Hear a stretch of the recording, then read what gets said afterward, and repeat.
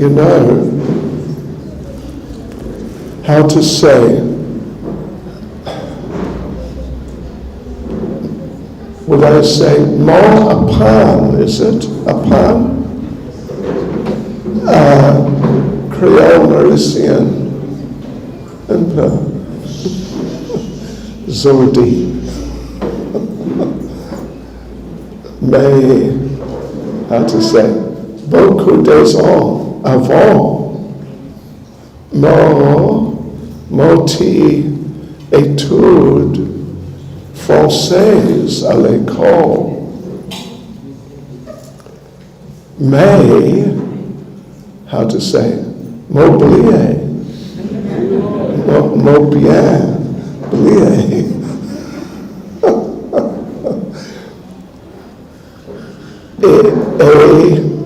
What would you say? Et donc, would you say? Therefore, donc,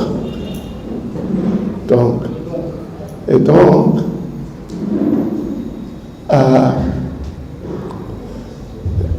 bien facile oublier, bien difficile apprendre.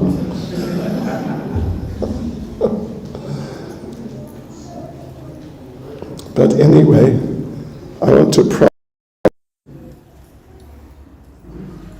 I studied Russian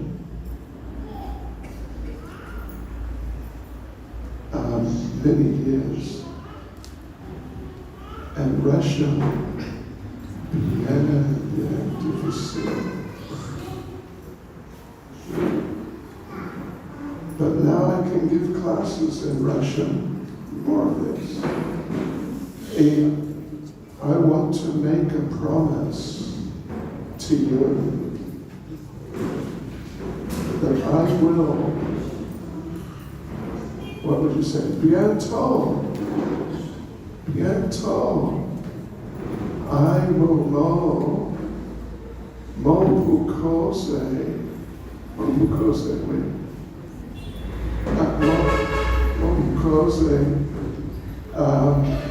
classe en créole.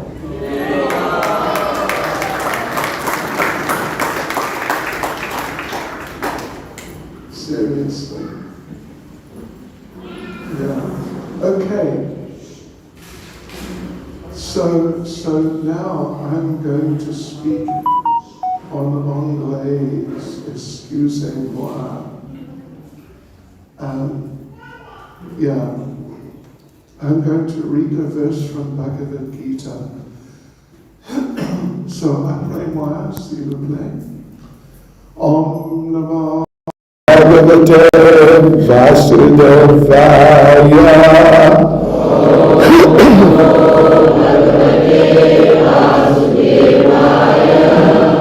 Om Namo Bhagavate Vasudevaya.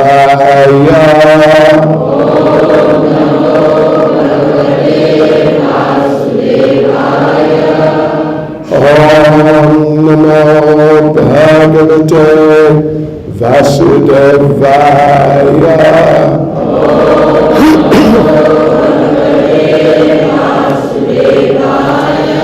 So I'm going to read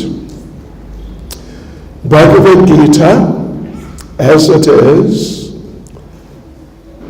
translation and commentary by His Divine Grace, A.C. Bhaktivedanta Swami Prabhupada. Chapter 9, the most confidential knowledge. And I will read verse 22. Verse 22. 9, 22, right? Thank you. Okay. Ananyas chintayanto mam ye jana paryupasate tesham nitya viyukta nam yogakshemam Vaham Yaham. Translation: but those who always worship me with exclusive devotion, meditating on my transcendental form, to them I carry what they lack, and I preserve what they have. Okay, and let us read the purport by Srila Prabhupada. One who is unable to live for a moment without Krishna consciousness cannot but think of Krishna 24 hours a day, being engaged in devotional service by hearing, chanting, remembering, offering prayers, worshipping, serving the lotus feet of the Lord, rendering other services, cultivating friendship, and surrendering fully to the Lord. Such activities are all auspicious and full of transcendental, of spiritual potencies. Oh.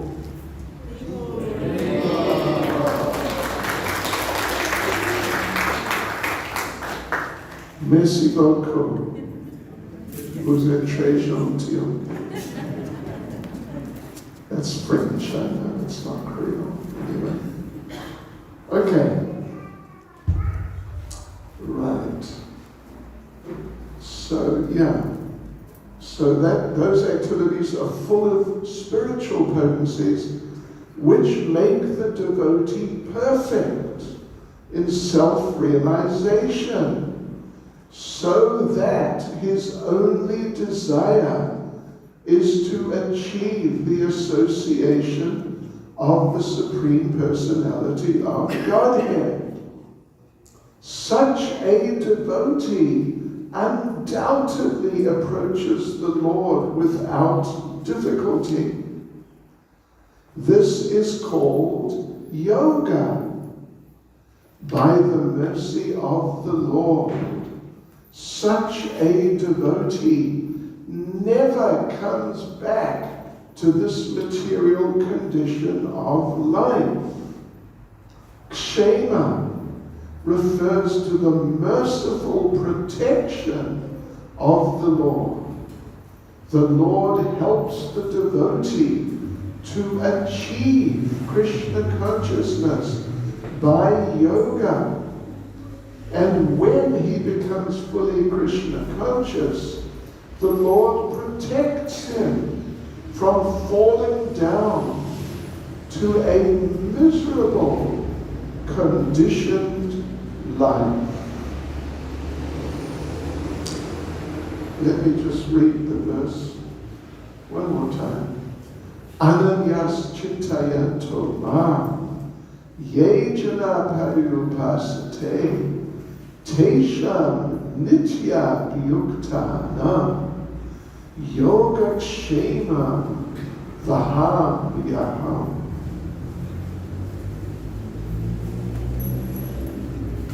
Srila Prabhupada ki jai.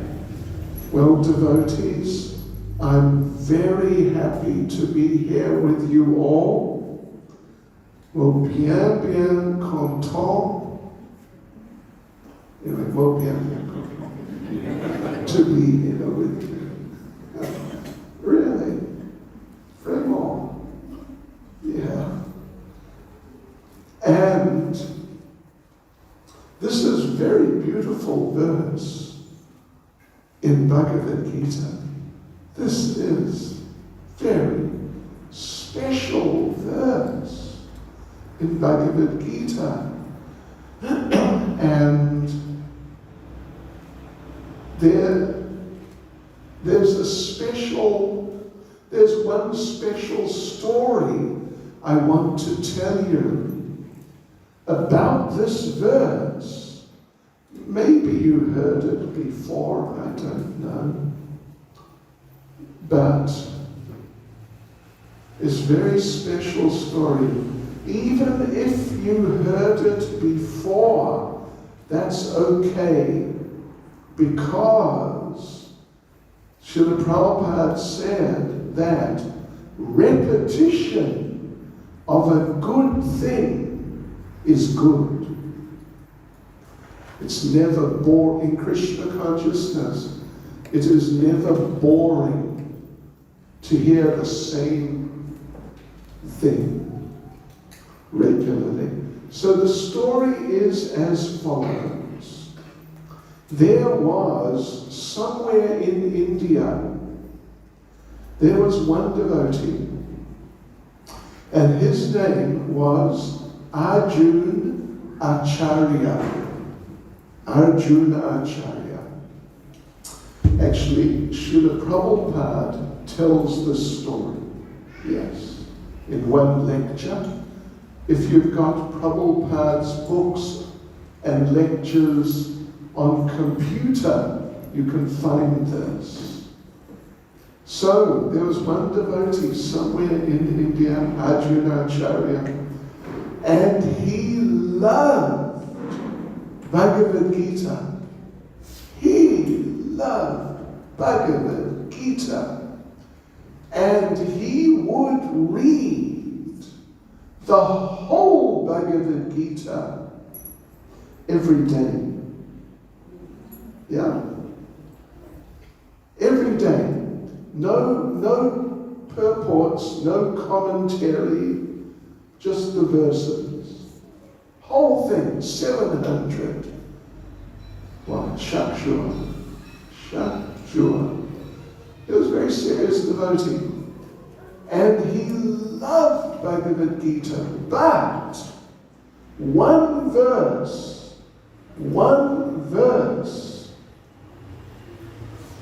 he could not accept.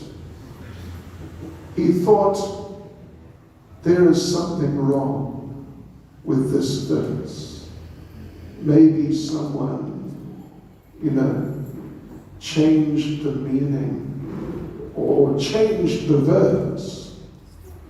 And it was this verse, because in this verse, Lord Krishna is saying that for my devotee who's very serious and very sincere, for my devotee,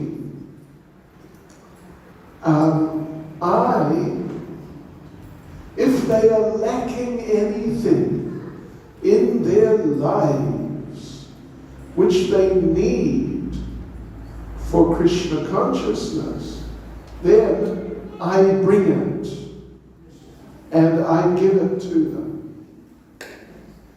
And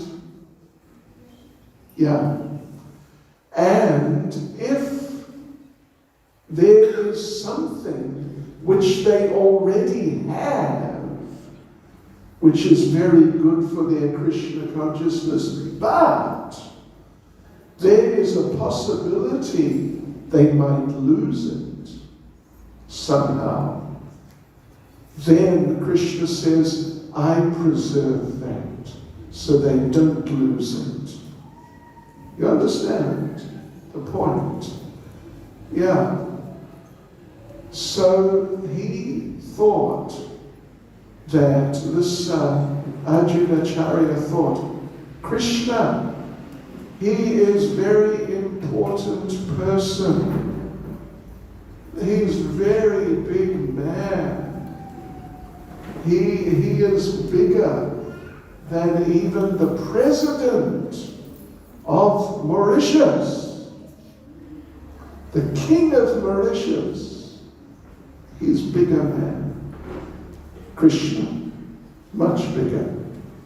So therefore, Krishna, according to this verse, it says that Krishna says, Vahami aham in Sanskrit.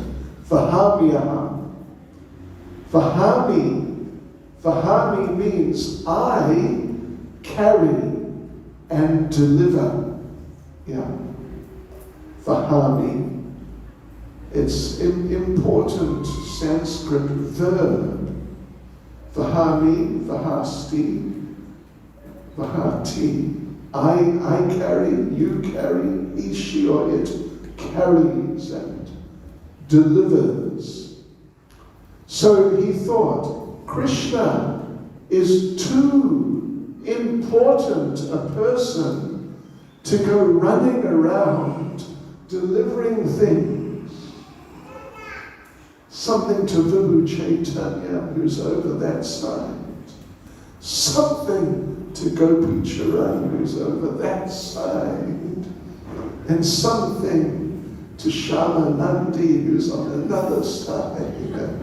And Amma, who's down in the hotel down by the sea. And Krishna, he's very active, running around. Here, take this, take that. So, this Arjunacharya, he thought, it cannot be that Vaha Ami, I carry, must be that Krishna, he makes some arrangement through someone, some other people. And those people, they deliver the things that the devotee does not have, but the devotee needs, and not Krishna. So what he did, you know what he did? In those days, they did not have computers. Really? There was life before computers, before telephones. So he wanted to remove this word, Vahami, which means I carry, I deliver. He wanted to remove it, but he didn't have a computer or a telephone, so he could not just backspace and then type in something. He wanted to remove that word and replace it with the word karomi. Karomi. You know, in Brahma Samhita, the very first verse, Ishvara Parama Krishna Satchitananda Vigraha Anadya Adya Govinda Sarva Karana Karana. So karana means cause, to make something happen. So he thought, it's not Vahami that I carry it and deliver it. It must be, it should be karomi. Karomi. I cause it to happen. Yes. I make some arrangement that someone else will deliver it to the different devotees. You get the idea? So, but he couldn't just backspace with his computer. He couldn't even, like at school, use a rubber and rub it out and then write in. He actually had to take a knife, like a razor blade, very sharp. And it was written on a piece of tree bark. Tree bark, like the skin of the tree, which is a little thick, maybe a centimeter or something thick like that, this strip of tree bark it was written on. So what he did, he took this blade and he actually cut out that piece which said Vahami. And underneath, he wrote Karomi.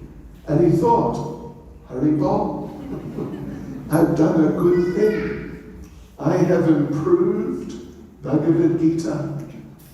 Yes, good for me. Right. So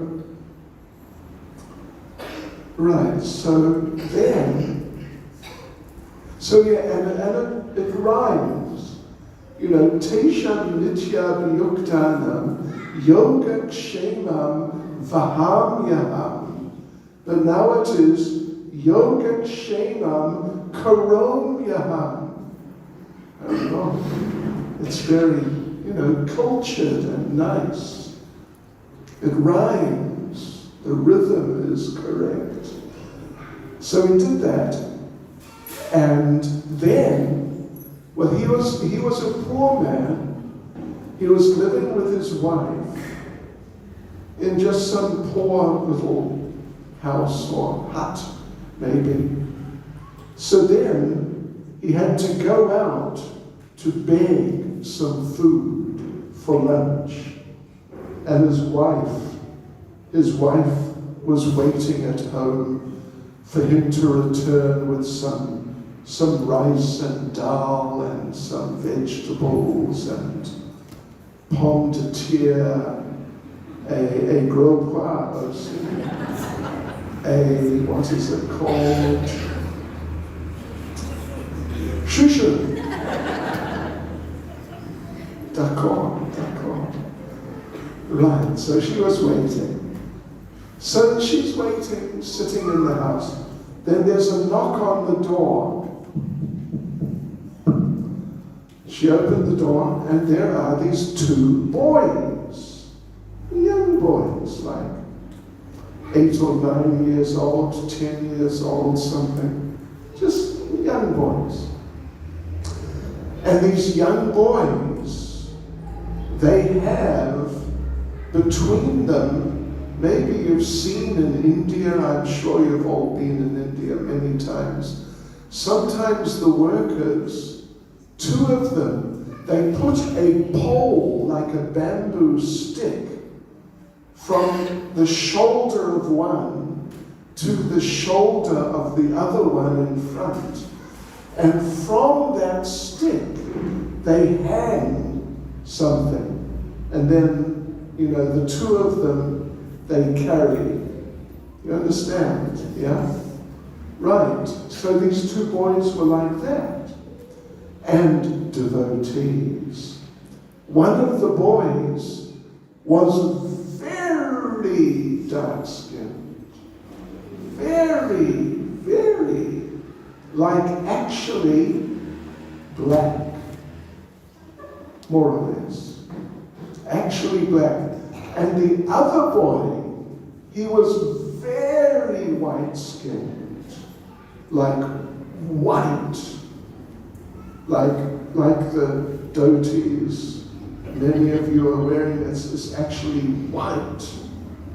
I am meant to be a white man, but I'm not white like your dhoti. Yeah, so anyway, there are these 2 boys, white and black. And you can just take a guess who maybe they were. So anyway, and they had this stick, and hanging from it was a basket full of rice and dal and everything for cooking. Yes. And the black-skinned boy said to the wife, we met your husband in the market. He was begging food. Please give us some food. And so we said, no problem.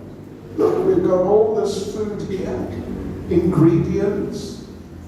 We will not just give it to you, we will take it to your house.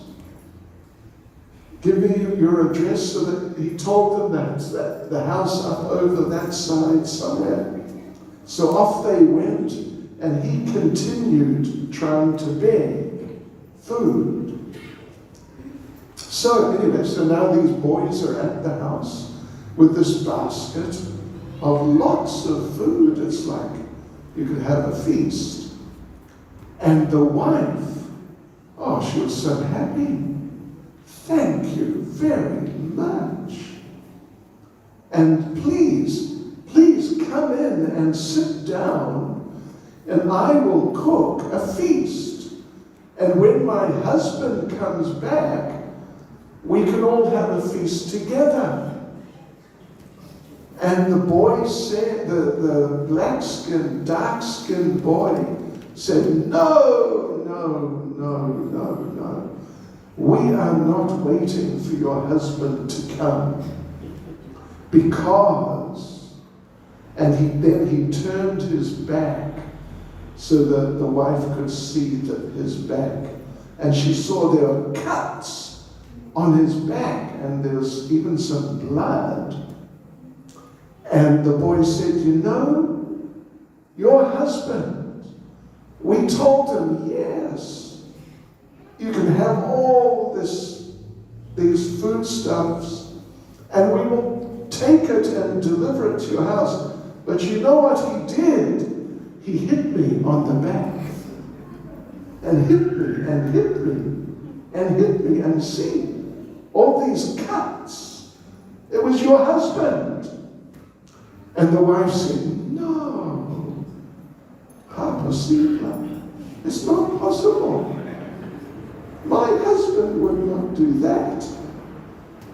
And particularly because you are helping so much. But the dark-skinned boy said, it's true. It was your husband. There I was saying, look, I will deliver it to your house. And he just started hitting me. But still, see, we came, we brought it. Here it is. So the wife took it, and the boys left. Then after a little while, the husband, Arjunacharya, the husband, he returned with a little bit of, 2 pommes de terre, 1 shushu, and little bit of rice, and so on. Just a little bit. And then so he walks in, and he sees there's his wife with all these foodstuffs, cooking a whole big feast. And he asked her, where did this come from? What happened? And the wife said, you know, it was those 2 boys, the dark-skinned boy and the white-skinned boy. You met them in the market, and they said, yeah, you can have all this, and we'll take it to your house. And so they did. But then, you, the husband, you hit the dark-skinned boy on the back and hurt him and cut him. And Arjunacharya, he didn't know what to think. He said, what boys? I didn't meet any boys. Any dark-skinned boy, white-skinned boy, I didn't meet. All I got was, 1 shushu. So, yeah. Then his eyes fell on that page of Bhagavad Gita where he had cut with a blade. He cut out that word, Vahami, that I carry and I deliver. And he wrote in his mental speculation, Karomi, I cause it to happen. And he understood that dark-skinned boy, that was Krishna. And the white-skinned boy, that was Balaram.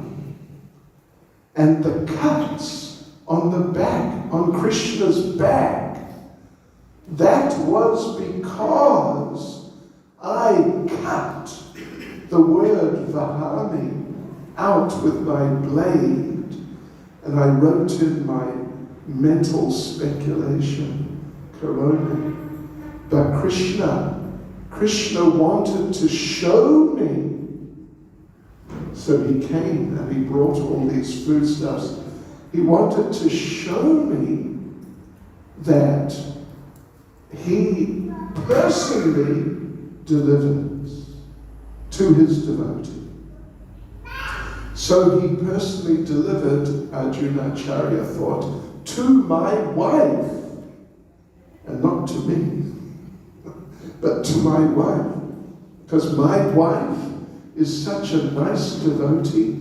She has faith in Krishna's words, whereas I don't have enough faith. So you know what he did? He did something very nice, which I think not so many husbands do very often.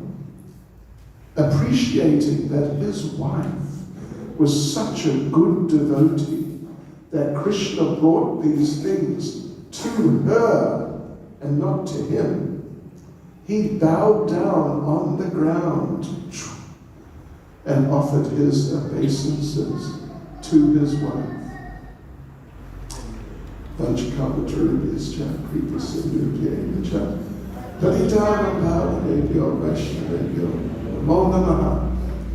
When was the last time, gentlemen, you did that?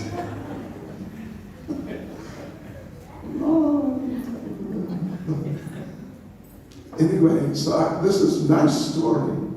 And Srila Prabhupada told this story. You can find it if you look. Right. So the thing is that Bhagavad Gita is Krishna. It is Krishna. It's not just some paper with some ink, stuck together in a factory, and then you buy it. No, it is Krishna personally. It is Krishna personally.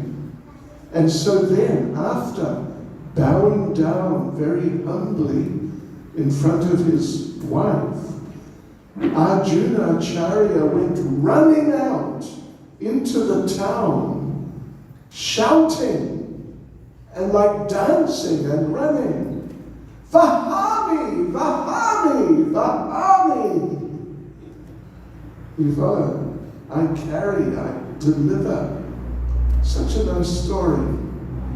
Because, and it's true. It really is true. So, the thing is, why I'm mentioning this is because now, right at this moment, we're having the book distribution marathon. You heard about that? Yeah? All over the world, many devotees are trying to distribute, well, not trying, they are distributing many thousands of Prabhupada's books, and including many Bhagavad Gitas. But they're all Bhagavatam, Bhagavad Gita. They're all like the same, or basically, essentially. So the thing is that when we give someone Bhagavad Gita, for example, when we give them, we're not just giving them a book. There are many books available. I'm sure there's a bookshop in town and they sell different books. But you're giving that person Krishna. And when they read the book, Krishna is actually speaking to them. Yeah. You know, Prabhupada emphasized that when we meet people who don't know about Krishna consciousness, when we meet people like that, like on the street or anywhere, actually, even here, if there's such people here today. So, you know, we speak to them, we try to explain Krishna consciousness, Bhagavad Gita, chanting Hare Krishna. We explain these things.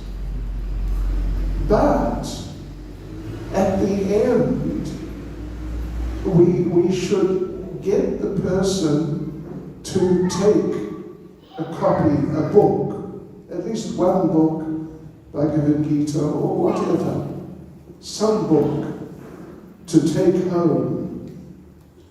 Because, you know, Prabhupada actually said about distributing the books in the streets.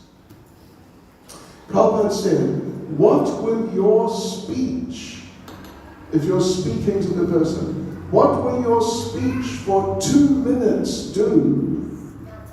They will walk away and go to the shops and meet their friends and so on. And they'll forget. But the book, if they take a book, it can last for the rest of their life, actually. At least it can last many years. And any time they take it out and open it, or some guest comes to their house and sees, oh, look at this book, let me see, and they look at it, then they look at it and they read even one verse, and Krishna is speaking to them. You know, you're all very nice, but if Krishna speaks to someone, it's better than you speaking to them. Yeah, it's true. Right, and is Krishna speaking, and Prabhupada also, because we understand that the words of God and the words of the great devotees, not just any devotee, but the great devotees like Prabhupada, that the person, the speaker, is present in those words. Krishna's present, Prabhupada's present. Like that. Right. So, in this way, the people are getting the direct association of God and His greatest devotees whenever they open up the book. Yes. So, you know, and they can keep the book, like I said, they can keep it for years and years. And, you know, we cannot stay in the person's house for years. And whenever they feel interested, oh, what does Krishna say in Bhagavad Gita? Then you can come forward. Yes, Krishna says this. You can't do that.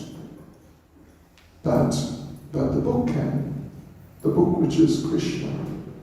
Yes, right.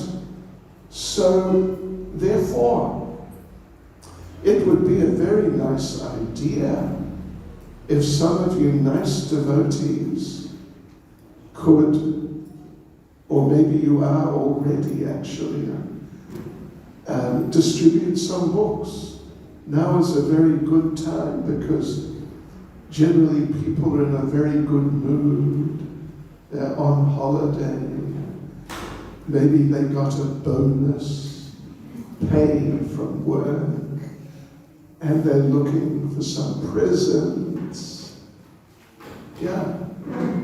So therefore it's easier to distribute books at this time.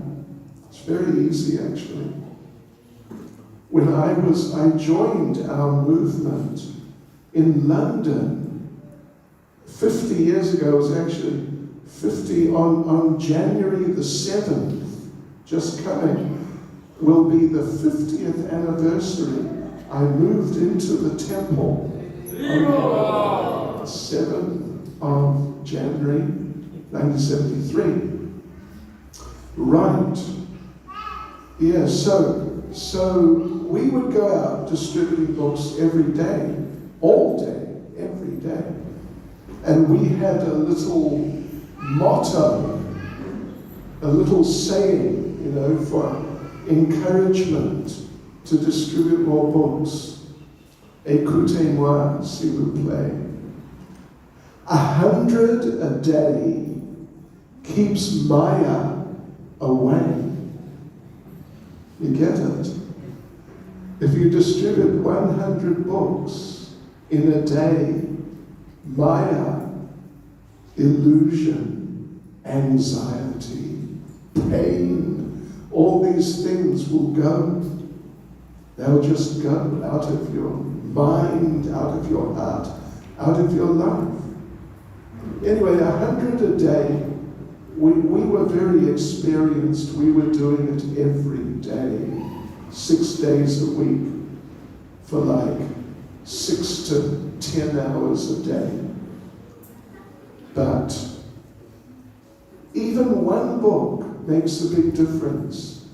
There's a famous class of Srila Prabhupada's where he's talking about the books and distributing the effect on the people. And Prabhupada says, if someone takes a book and if they read one verse, if they read one sentence, and there's a video of this, maybe you've seen it. Prabhupada says, if they read one word, it can change their lives. Yeah. So anyway, think about this. Think about this and see what you could do. Because, like I said, 100 a day, anyway, but even one a day, and you'll feel a lot better. You really will. You will feel good. Because Krishna is within your heart. And Krishna is watching us all. He's watching me. And Krishna's thinking, what is this silly fool saying? And he's watching you. And he's thinking, how many rounds has she done today? And like this. Seriously. Yeah. And so if we distribute even one book, Krishna is very happy. And did you know that Krishna keeps a little black book, notebook, not like a school book, but a little one you put in your pocket, and a little pen. And when you do something nice for him, he writes your name down. Yes. And if you do something very nice, he writes your name down and he puts a gold star by your name. And when he puts your name down in his book, because he's pleased with what service you've done, that means that you are on the way back to Godhead. Yes, you are on the way. That's right. And you might think, little black notebook, How many names can he write in one little black notebook? But don't forget, when Krishna goes out to herd the cows, his mother, Yashoda, gives him a lunchbox. Just like children when they go to school. When you go to school, does your mother give you a lunchbox? Yes. She does. Just saying. Just saying. Anyway, okay. Right. So yeah, lunchbox, and you open the lunchbox and there's what's there, I don't know. A couple of sandwiches, or kachori or something, But Krishna also has a lunchbox, that size, that thick, like that, a lunchbox. But when you open that lunchbox, you know what's in there? Every type of sabji you've ever heard of, in great quantity. It's a little lunchbox. Every type. Did you know there are 100 ways to cook shushu? Did you know that? Yes. So you've got 100 varieties of shushu, 200 varieties of pomme de terre, and so on. And many varieties of samosas. Many. And kachoris. And many different varieties of dal. Sure. In quantities. And many different types of rotis, chapatis, and, all these things. Rot for Hanuman. And rice, different varieties. And sweets. Rasgulla, rasmalai, laddu, burfi, sandesh. And, anyway. Cham-cham, you know cham-cham? You get cham-cham in Mauritius? It's special.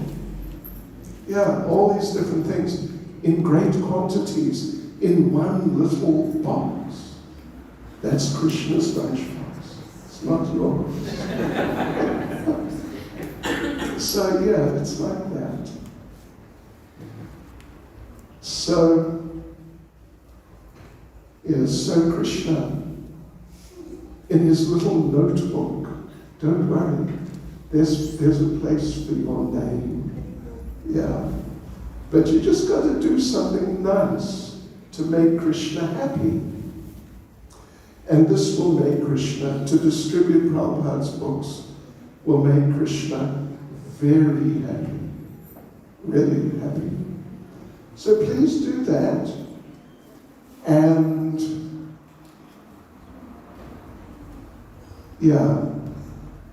when Krishna says that those who worship me with exclusive devotion, meditating on my transcendental form, it means like a serious devotee, serious, really trying to do their best, chanting their rounds, following the principles, no onions, no garlic, all these things.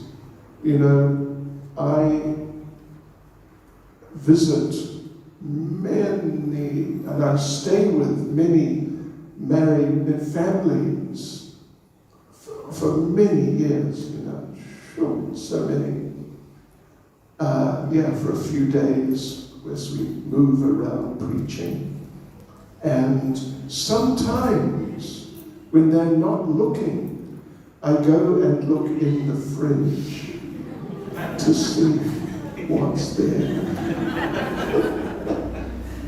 Maybe there's some achar, which if you read the ingredients, you see, onions and garlic. So we should be careful in Krishna consciousness to do the right things and not do the wrong things. And the more we do that and chant nicely and serve from the heart, appreciating Krishna for everything he's done for us, so the happier we'll be. The happier we'll be. We'll really, really, really be extremely happy. So I want you to think of that, please. See the play and try. We have a book table today, isn't it? Yeah. We have a book table there. So you can get a book. If someone takes a book tonight, if you want, for what it's worth, which may be quite debatable, but if you want, I will sign it for you. How's that? If you want, if you take a book today. Yeah. So Krishna is looking for that care. He's looking for love. He's not looking so much for money or power or cleverness, something like that. He's looking for love. And if we offer him with love, with devotion from the heart, then he'll accept it. Even something insignificant. Yeah. You know the story, right? You know the story of Lord Krishna with Vidura and his wife. That's a famous story in Mahabharata. Krishna visited Hastinapur just before the battle, a day or a few days before, just before. But he came unannounced.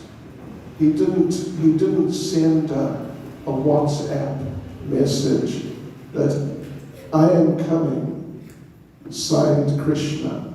No, he just arrived. He just appeared there. And he's moving around, and he met Duryodhana, who was the prince who was ruling, actually. Yeah. And Duryodhana didn't like Krishna, but just to be polite, he invited Krishna for lunch and said, we'll make a big, royal feast. And please come, lunchtime. Then Krishna was moving around further, and he met Vidura. If you've heard of Vidura, he was very great devotee. Very, very sincere devotee who loved Krishna with all his heart. And he invited Krishna, please come for lunch to my place. So Krishna has a choice. Either the royal feast or whatever Vidura, because Vidura also was very poor, whatever Vidura and his wife could organize. So he went to Vidura, because he's a devotee. So then he went, and they're all so happy. Krishna's happy to be with his devotees. Vidura and his wife are happy that Krishna's with them. And then it came time for prasadam. But they didn't have anything. Or they didn't have much. All they had was bananas. Kela. Yeah.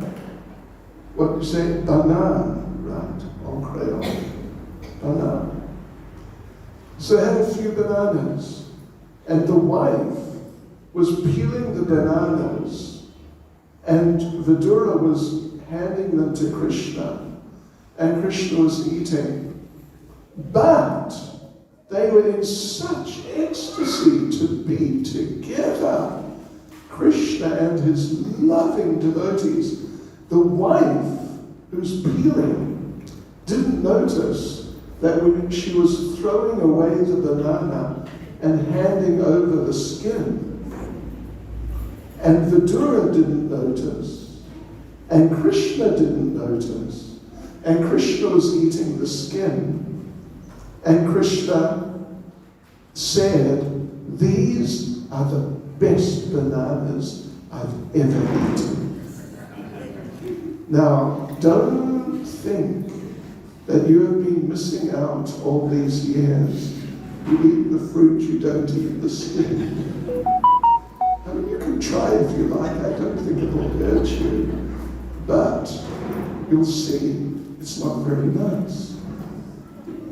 I told this story not long ago, and one devotee told me that he was somewhere and someone made a sabji of banana skins. I don't know if it was here or somewhere. And he said it wasn't very nice. Anyway, so Krishna tastes the love. Yeah, and if we, with love, with appreciation for Krishna, as a reciprocation, how can I do? He does so much for me. What can I do for him? As they say, don't think, what can God do for me? Rather think, what can I do for him?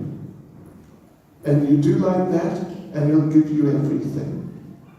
He'll give you himself, and he is everything. So there you go, devotees. These are just some thoughts. These are just some thoughts you can bear in mind. And you can try and distribute some books. Because the books, you know, there was one couple, Vishal Das and Vishalini Devi Dasi. They were a married couple from America. They passed away some, I don't know, not long, a couple of years ago or something. They died, but they, in Prabhupada's time, they were traveling in India distributing Prabhupada's books. And in those days in India, ISKCON had very few temples. They're just a handful, maybe not even 10, 6 or 7, something like that. And so they're traveling around India, and they don't get the chance to visit the temple very often, maybe once a month, and to have darshan of the deities. They didn't have that opportunity. So they wrote to Srila Prabhupada and asked him, can we please get a set of Gaunitai deities? Can we get a set? So when we're traveling around, in the morning we can have Mongol Arati and so on like that with deities. And Srila Prabhupada wrote back and said, you don't need deities like that. Just make a little altar and put the books on the altar and offer arti to the books because they're forms of the Lord. They're directly forms of the Lord. Yeah, so we should, you know, I know you all have many books of ours at home, but you should, whenever you see them, pick them up. You should remember this. I am now handling God, the Supreme Lord. By His mercy, He's come and He's revealing Himself to me like this. Yeah. And be very respectful towards them. And read them. Sometimes I visit houses where the family have a set of Srimad Bhagavatam, which when they get them, you know, they're wrapped in plastic, shrink wrapping, you know what I mean? The whole set is wrapped, each book. And sometimes I go there and I see the set of Srimad Bhagavatam. Very good, but they're still wrapped in plastic. Means they're not reading, you know. Anyway. Okay, so let's leave it at that for this evening. Now, I saw there was a question sheet moving around. Are there any questions or comments?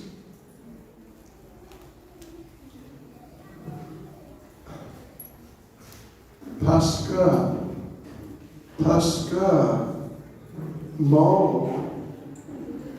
how to say, Moti, écoute, is it? Écoutez?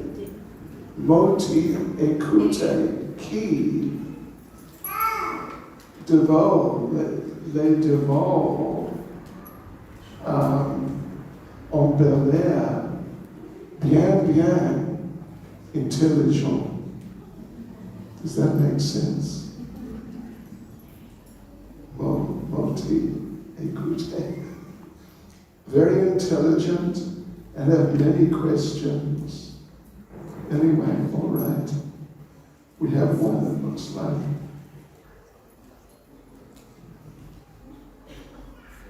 How can I feel the true happiness even if I'm working hard?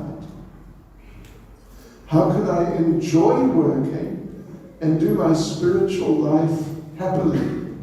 That is a good question, isn't it? That's very practical. Because when you're doing a job, you're working in a factory or in a shop or an office or something for some boss who is not a devotee. You know what I mean. Oftentimes, it's not very nice. Yeah, and you can't wait for Friday. Let me get out. Right, so, Prabhupada had one disciple you may have heard of, Jayananda Das. He's a very famous devotee, Jayananda. Unfortunately, he also passed away even just before Prabhupada. 1977, but he was very dedicated devotee.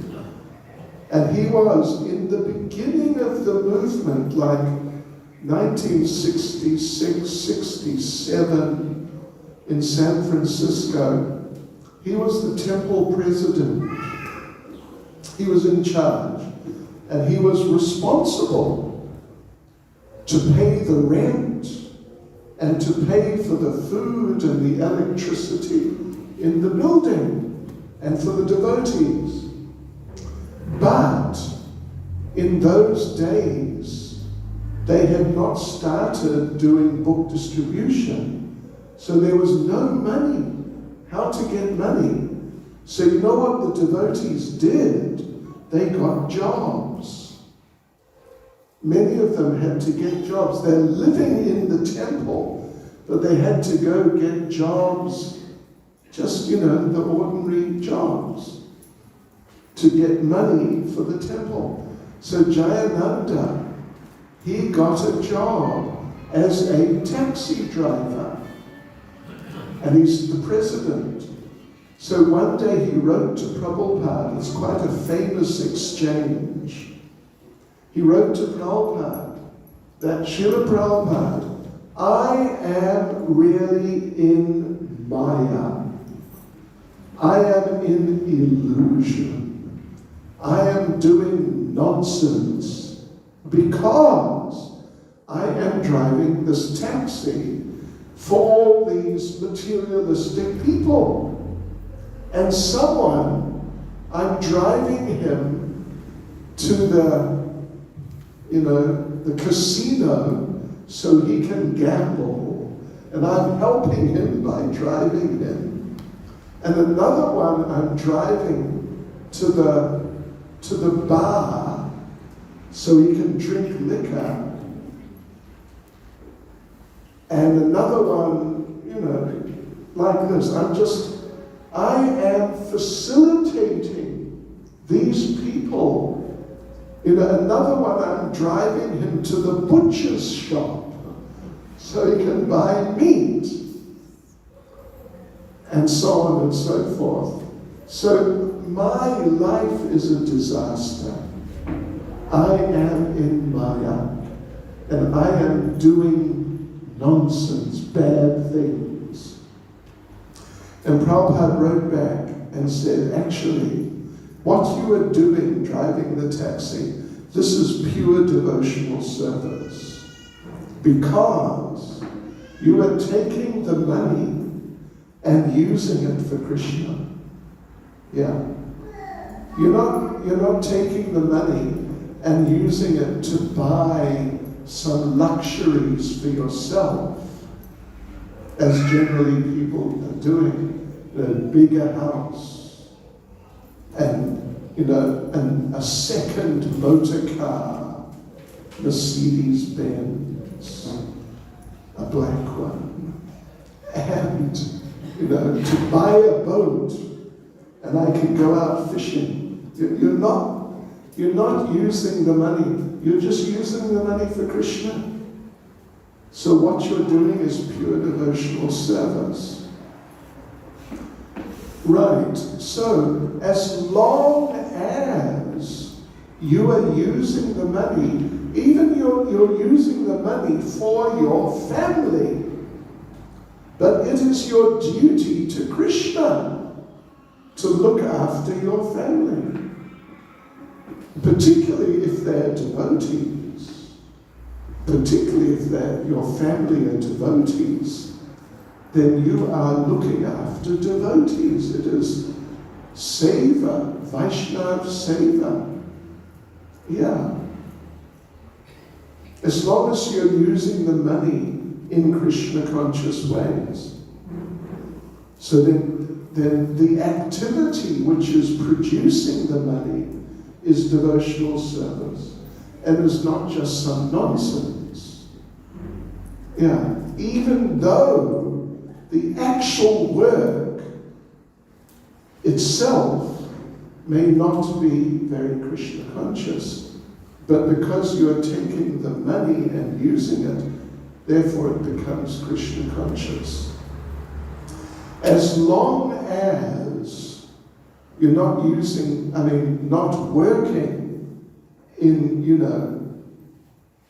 something which is against the principles of Krishna consciousness, then, it's not good. Like if you're working in a bottle store or something where people are buying liquor, it's not very good. It's not good. But just some normal work, it becomes devotional service because the fruit is used for Krishna. So that way, you can be happy doing that work, even though the work itself is not so wonderful. Yeah. So there you go. You can enjoy working, and your boss at work will think that this Hare Krishna devotee is our best worker. Everyone should become Hare Krishna devotees. All my workers should. So they become Hare Krishna and they become good devotees. Oh, okay. Encore. All right. Okay, I'll answer these, but I'll do it a little more briefly. How to be constantly situated in pure devotional service, unalloyed, unmotivated, and uninterrupted, with all our bad habits and impurities. Yeah, well, if you're doing living your life, shall we say, in service to the spiritual master, then your service is being offered to Krishna via the spiritual master, not just straight from you to Krishna, through parampara. Yes. And so when you're, like your food, you offer it to Krishna, you offer it through the spiritual master. The spiritual master offers it to his spiritual master, who offers it to his spiritual master, and then it gets to Krishna. But it gets to Krishna, what? Too sweet. Too sweet. Right now, it gets to him. But because it has been offered to him through the disciplic succession, not just from, you with all your bad habits and impurities, but through the disciplic succession, then all the bad things are removed. And what Krishna receives is pure devotional service. But you get the benefit. You get the benefit. Yeah. Not just, the spiritual master gets the benefit. He gets some benefit. But you get the real benefit, the whole benefit. So, right, try your best. First thing, you must try your best. There's a famous exchange with Prabhupada. Prabhupada giving a class in, I think, Atlanta in America, that if you want to go back to Godhead, you must be 100% pure. And all the devotees are looking at Prabhupada like, me? 100% pure? Je ne sais pas. Oh, pas connais. Pa, what? Papacy. And Prabhupada saw that the devotees are not looking very confident. So Prabhupada said at least 90%. And the devotees still not so confident. 80%. I think Prabhupada got down to 60%, something like that. And the devotees are still. And Prabhupada said, all right. Prabhupada said, just hold on to my dhoti, and I will take you back to the Vrindavan. Prabhupada said, I have the key for the back door. Yeah. So like that, through parampara, through the spiritual master, even though, who of us could say, yes, I am pure. Only a fool. Yeah. Even maybe some of you knew Shrita Maharaj, Srita Swami Prabhupada's disciple, who passed away also, such a nice devotee. When he took sannyas, Prabhupada asked him, are you completely free from attraction to the opposite sex? Completely, 100%.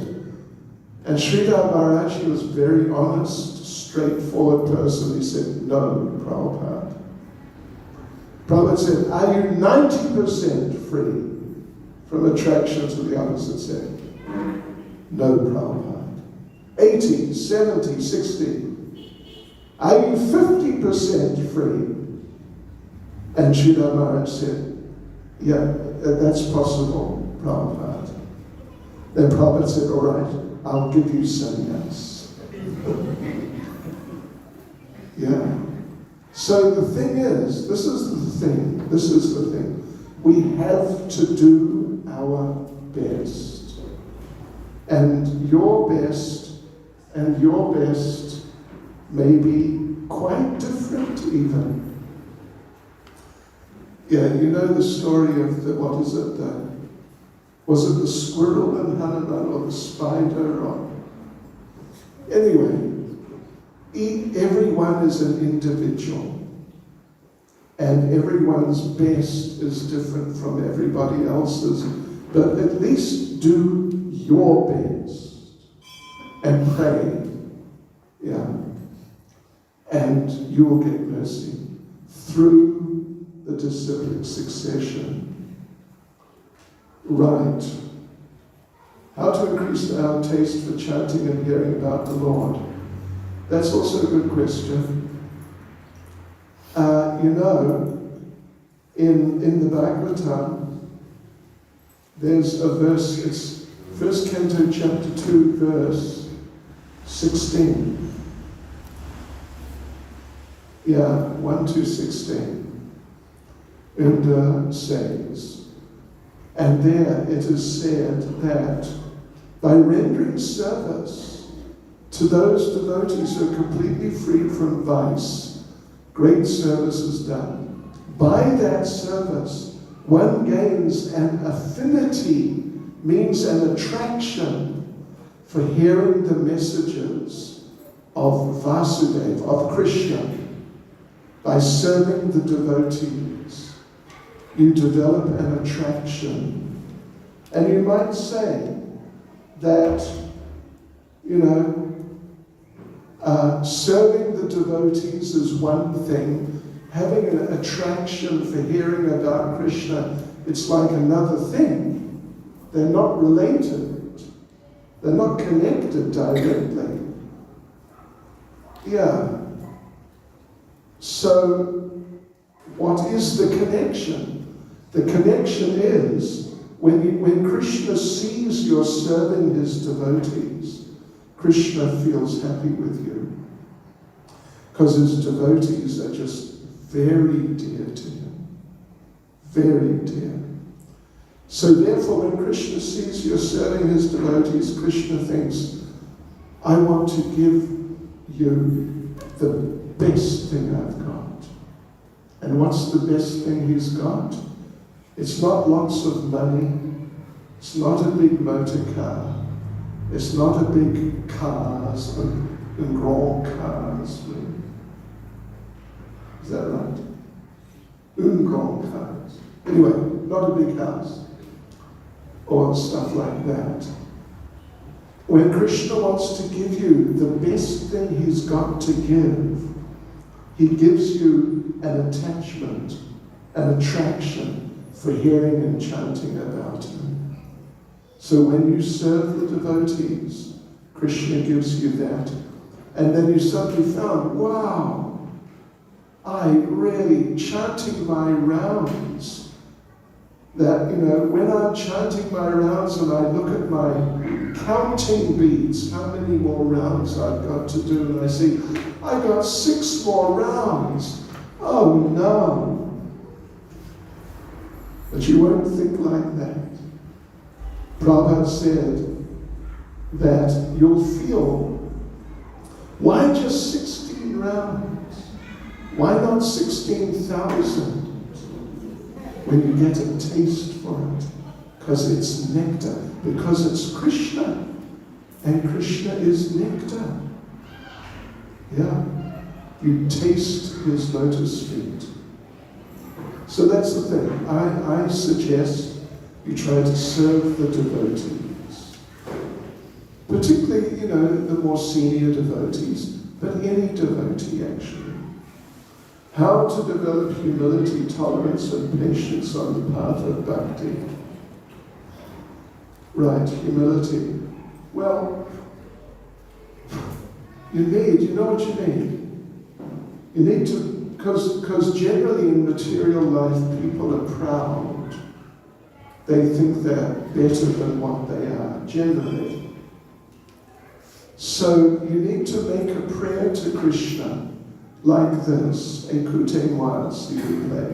Krishna, I know I am a fool, but the problem is that I am such a fool, I don't know what a fool I am. You get it? So please, Krishna, help me to understand that I'm not some big important person. Help me understand the reality, what I really am. And you know what? Krishna will do that. And you'll start getting realizations about, how you've done stupid things and that sort of thing. And then you will, in a real way, feel actually humble. Because you can't talk yourself into it. Just tell yourself, I am not important, I am not important, I am not important, I am not important. You can't, it won't help you. You need realization that, wow, I am not important actually. And then you'll feel humble. Real humility. So that's my suggestion. And how to save ourselves from the effects of Maya and Kali. Well, chant Hare Krishna. Do some of these things I've been talking about. How to be grateful to Srila Prabhupada. You know what you should do if you want to become grateful? Actually, if you're faced with a dilemma, should I do this or should I do that? You know what you should do? You should write down all the things why you should do it and all the things why you shouldn't do it. Don't just try and think of them all at one time in your head, because your head is not big enough. So, Srila Prabhupada said, in Kali Yuga, good memory means write it down. Yeah. So, how to be grateful to Prabhupada? Write down a list of things that you've gained, your benefits you've got from Krishna consciousness. And you'll find you can come up with a long list. And then every day, every morning, you look at your list and you remember, yeah, right. This one, that one, that one. And then it'll be easier, much easier to really be grateful. All right, so we're just about there. I noticed one thing. All these questions, except for the first one, maybe, no, not the first one, they're all written by the same person. I can tell by the handwriting. So anyway, that's okay, because they're good questions. But let me just, here we have the last one here. I once read you mention there should be no compromise in preaching. Sometimes when we householders do house programs, we have to invite different people. Some are worshippers of Sai Baba. Should we be straightforward, telling them they are wrong? Once a devotee was giving a lecture, he told straightly, Sai Baba is.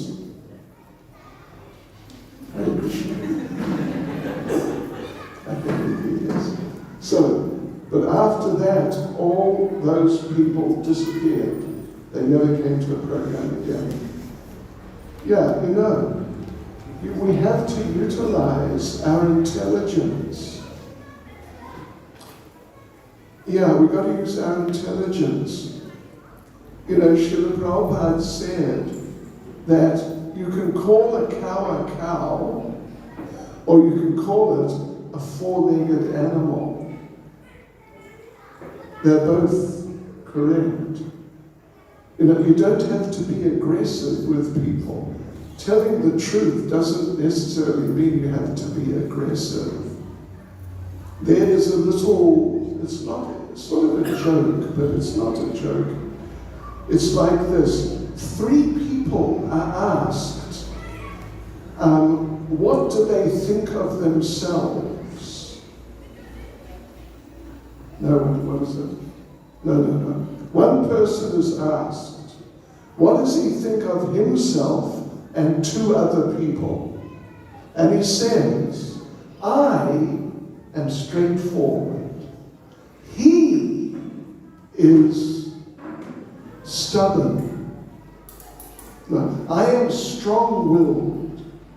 He is stubborn. And she is pig-headed.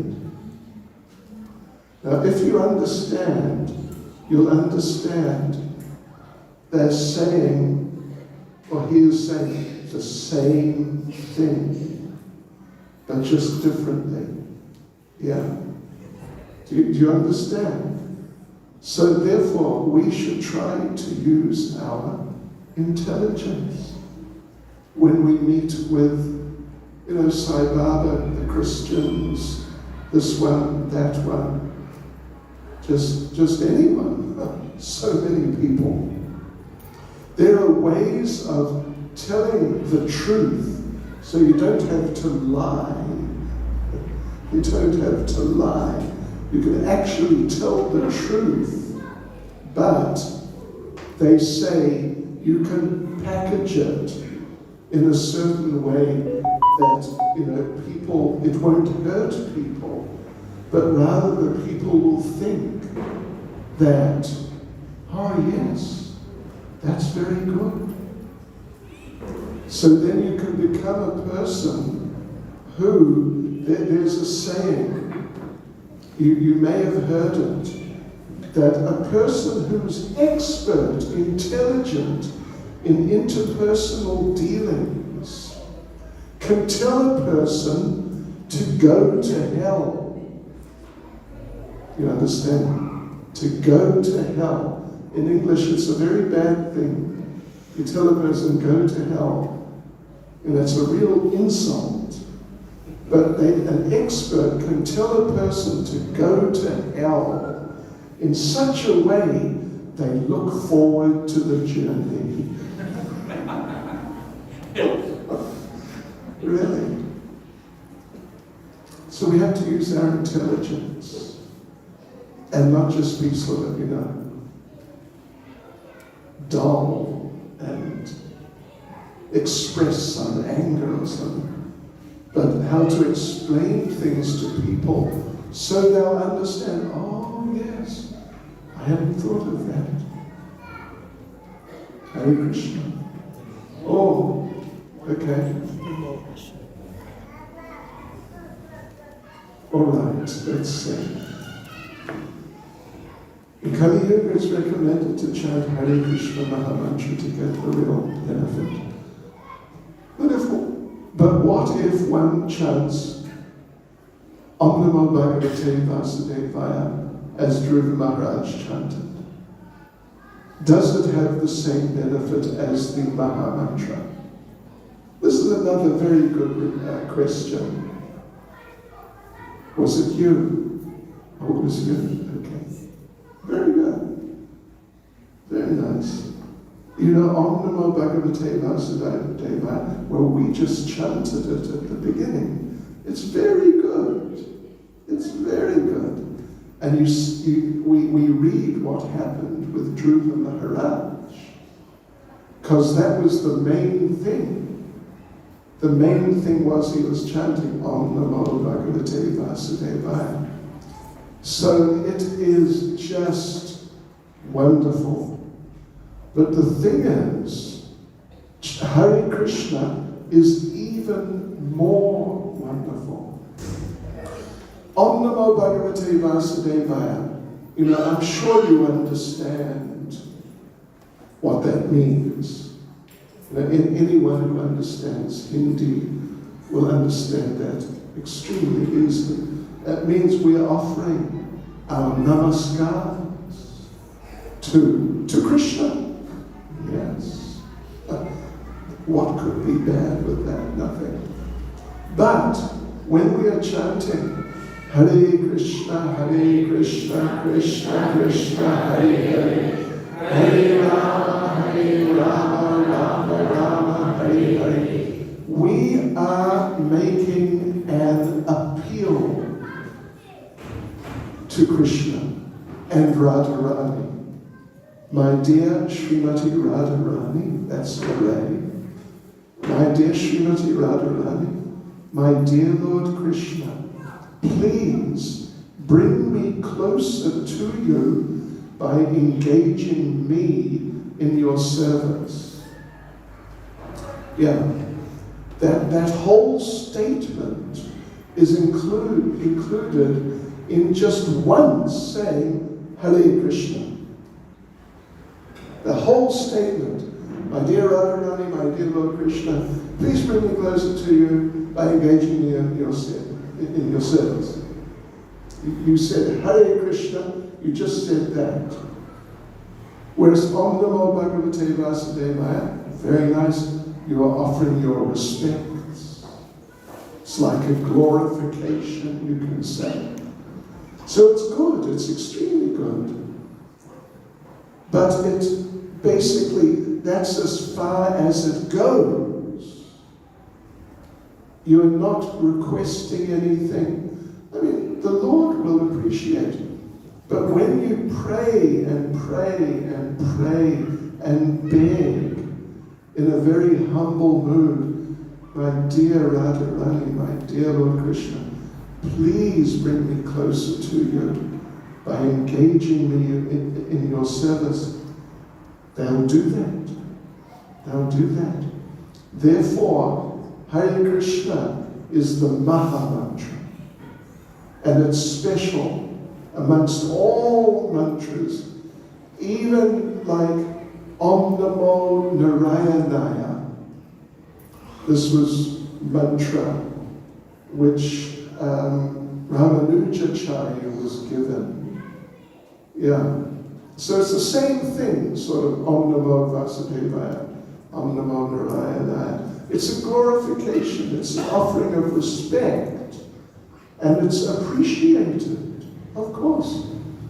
But still it's different from the heart, begging Radharani and begging Krishna, please bring me closer to you, please help me to become a proper servant, which is exactly what you're saying when you say Hare Krishna.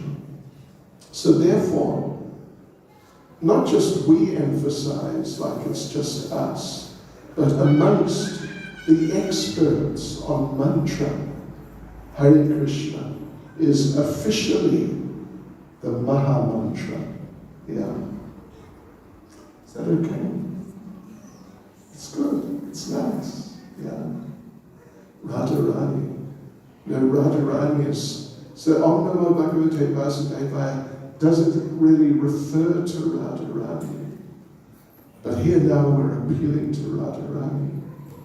And she is very kind to the beginning, to all the devotees, including those who are not such good devotees, struggling.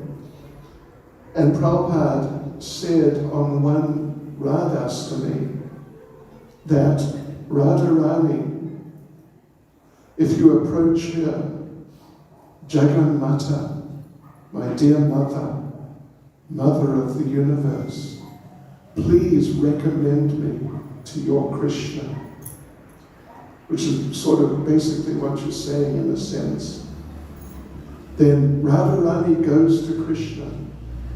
And Radharani tells Krishna, she says, Krishna? And Krishna immediately, yes.